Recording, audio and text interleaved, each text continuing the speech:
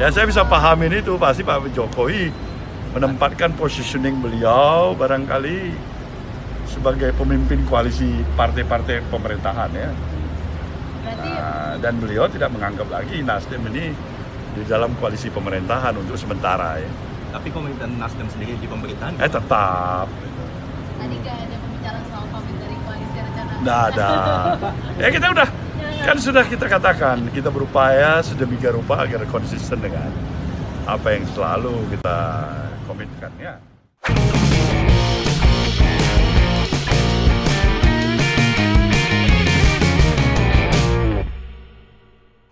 Ya, jumpa lagi di konten saya. Semenjak Surya Paloh tidak diundang oleh Presiden Jokowi bersama dengan 5 partai pendukung pemerintah ya, sepertinya Surya Paloh pun terlihat semakin linglung. Ya, menurut saya wajar jika Surya Paloh tidak diundang saat pertemuan dengan Ketua Umum Partai Koalisi Pemerintah. Mereka ini adalah PDI Perjuangan, kemudian Gerindra, PKB, Golkar, dan P3. Ya, meskipun tidak bisa dipungkiri juga bahwa saat ini Nasdem masih berada di barisan koalisi pemerintah. Tapi sikap Nasdem yang mengusung Anies Baswedan inilah yang menjadi permasalahannya. Karena apa? Karena sejak awal Anies Baswedan ini telah memposisikan dirinya sebagai antitesa Presiden Jokowi. Nah, kalau kondisinya seperti ini, kan ibaratnya kamu sudah menjalin hubungan dengan seseorang. Bahkan kamu ini sudah berjanji akan menjalin komitmen untuk membangun sebuah bahtera rumah tangga untuk masa depan. Tapi di lain sisi, ternyata kamu juga selingkuh dengan orang lain. Lah ini kan namanya kurang ajar, bener gak? Lah sekarang gimana nggak kurang ajar coba? Kamu sudah menjalin komitmen dengan seseorang, tapi di lain sisi kamu juga menjalin komitmen dengan orang lain.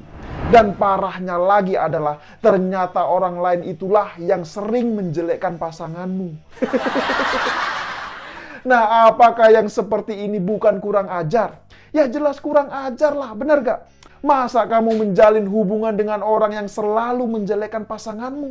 Coba dipikir. Ya, namun demikian, Jokowi bukanlah seperti Basuki Cahayapurnama alias Ahok. Yang mana Ahok ini orangnya gampang sekali meluapkan emosinya secara meledak-ledak. Dan mungkin masih banyak juga publik yang belum tahu bahwa sebenarnya Jokowi itu jauh lebih tegas dari seorang Ahok. Bahkan hal tersebut ya pernah diakui oleh Ahok waktu dia ini masih menjabat sebagai Wakil Gubernur DKI Jakarta mendampingi Jokowi. Ya, jadi menurut Ahok ya, Jokowi ini memang terlihat lembut lantaran beliau adalah orang Jawa. Ya, kita tahulah orang Jawa itu kan kalau menaruh kerisnya bukan di depan, tapi di belakang. Jadi ya, ketika berhadapan dengan musuh, musuhnya ini tidak melihat bahwa kita ini sedang membawa senjata. Bahkan saya juga yakin kalian semua pasti sudah tahu ketika di awal-awal Jokowi menjabat sebagai Presiden Republik Indonesia, beliau ini sering kali diejek oleh lawan politiknya. Jadi lawan politiknya ini mengatakan bahwa Jokowi itu tidak bisa tegas dan terlihat plonga-plongo. Memang parah sekali lawan politik Jokowi ini. Padahal ya Jokowi itu sebenarnya sangat keras kepala. Apalagi kalau sudah menyangkut soal kepentingan rakyat, maka apapun akan dilakukannya. Bahkan belum lama ini ya, seorang Luhut Binsar Panjaitan juga telah mengakui bahwa Presiden Jokowi itu sebenarnya sangat tegas dan keras. Cuma ya begitu, kelihatannya saja dari luar itu kalem dan lembut. Padahal aslinya itu sangat tegas. Begitu kata Luhut.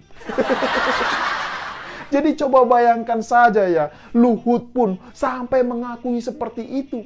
Ya memang selama ini cara Jokowi dalam menghadapi musuh-musuhnya terlihat sangat santai. Namun di balik semua itu, kita bisa melihat sendiri bagaimana semua musuhnya terkapar satu persatu. Ya sekarang coba perhatikan saja bagaimana ketika Jokowi membubarkan Petral. Terus bagaimana Jokowi mengambil alih PT Freeport. Kemudian bagaimana Jokowi ini membubarkan Ormas HTI. Dan yang terakhir, Jokowi juga telah berhasil membubarkan Ormas FPI. Dan perlu dicatat, semua itu tidak pernah bisa dilakukan oleh SBY selama menjabat sebagai presiden 2 periode. Ya, padahal SBY ini adalah seorang jenderal. Namun sayang, selama menjabat sebagai presiden 2 periode, justru kelompok-kelompok intoleran dan anti-NKRI itu mendapatkan angin surga. Dan ini jelas sangat kontras apabila dibandingkan dengan era pemerintahan Presiden Jokowi. Ya, memang ketegasan Jokowi ini tidak bisa diragukan lagi kalau menurut saya. Bahkan baru-baru ini ya, melalui suratnya, Jokowi juga telah meminta secara tegas agar pihak DPR RI segera membahas rancangan undang-undang tentang perampasan aset tindak pidana korupsi. Coba bayangkan saja, luar biasa sekali kan? Nah, pertanyaannya adalah, apakah para mahasiswa mau mendukung kebijakan Jokowi soal RUU penyitaan aset ini? Kan itu pertanyaannya. Nah, kalau RUU perampasan aset tindak pidana korupsi ini disetujui dan disahkan menjadi undang-undang, maka tentu ini akan menjadi senjata untuk melawan para koruptor yang selama ini masih bisa cengengesan ketika dilakukan penahanan. Dan melihat semua ini, apakah Surya Paloh sedang mencoba ingin menantang Presiden Jokowi? Ya, keputusan Surya Paloh yang mengusung Anies Baswedan sebagai bakal calon presiden di 2024 nanti, menurut saya itu adalah sebuah pengkhianatan terhadap Presiden Jokowi. Nah, mengapa saya katakan demikian? Karena seharusnya ya, Surya Paloh ini sudah tahu bahwa sejak menjabat sebagai Gubernur DKI Jakarta, Anies Baswedan ini kan telah memposisikan dirinya sebagai oposisi. Nah, masa Surya Paloh ini tidak tahu soal itu semua? Bahkan ketika Anies Baswedan diusung oleh Partai Nasdem sebagai bakal calon presiden di 2024, Anies Baswedan ini pun diposisikan sebagai antitesa Jokowi. Nah, apalagi Nasdem secara terang-terangan telah menjalin koalisi dengan partai oposisi, yaitu Partai Demokrat dan Partai Keadilan Sejahtera atau PKS. Jadi semakin jelas bahwa manuver yang dilakukan Nasdem ini telah merusak hubungan dengan Jokowi. Ya, sekarang coba bayangkan saja ya, Partai Demokrat dan PKS ini adalah partai yang menjadi oposisi sejak periode pertama kepemimpinan Jokowi. Dan sekarang tiba-tiba Nasdem menjalin koalisi dengan kedua partai tersebut, coba. Lah, ini apa nggak parah? Apalagi koalisi yang dibentuk itu berdasarkan atas semangat perubahan. Nah, dari sini saja sudah dapat dilihat bahwa manuver-manuver yang dilakukan oleh Surya Paloh ini seakan-akan menantang Presiden Jokowi. Padahal kita tahu sampai dengan saat ini belum ada satupun partai yang tergabung dalam koalisi pemerintah menjalin koalisi dengan partai oposisi. Ya, kecuali hanya Partai Nasdem ini. Dan kalau saya perhatikan, tampaknya Surya Paloh saat ini terlihat sangat kebingungan. Bahkan bukan hanya kebingungan, namun Surya Paloh juga sudah terlihat seperti sedang linglung. Makanya tidak heran kalau saat ini Surya Paloh sedang berusaha keras untuk bisa bertemu dengan Presiden Jokowi. Bahkan bukan hanya ingin bertemu dengan Presiden Jokowi, namun Surya Paloh juga diketahui sedang berusaha keras untuk bisa menemui Ketua Umum PDI Perjuangan Ibu Megawati Soekarno Putri. Nah, ada yang menarik terkait dengan rencana Surya Paloh ini. Intinya, kalau menurut analisis sederhana saya, jika nanti pertemuan antara Surya Paloh dengan Ibu Mega benar-benar terjadi ya, maka kemungkinan besar Surya Paloh ini akan meninggalkan Anies Baswedan.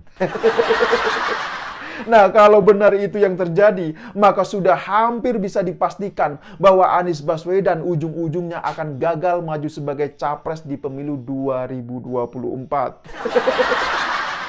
Ya, karena menurut saya, kalau Surya Paloh sudah bertemu dengan Ibu Mega, artinya sudah ada deal-deal yang dilakukan antara keduanya.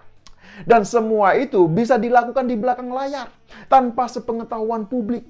Ya, seperti deal-dealan yang telah dilakukan antara PDI Perjuangan dengan P3 kemarin itu.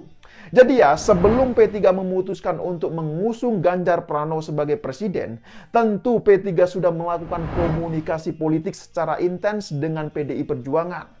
Dan semua komunikasi politik itu dilakukan di belakang layar. Jadi ketika semuanya dirasa sudah oke, maka barulah keduanya ini melakukan pertemuan. Nah, jadi gimana? Apakah sampai di sini sudah paham semua? Ya, silakan berikan komentarnya di bawah.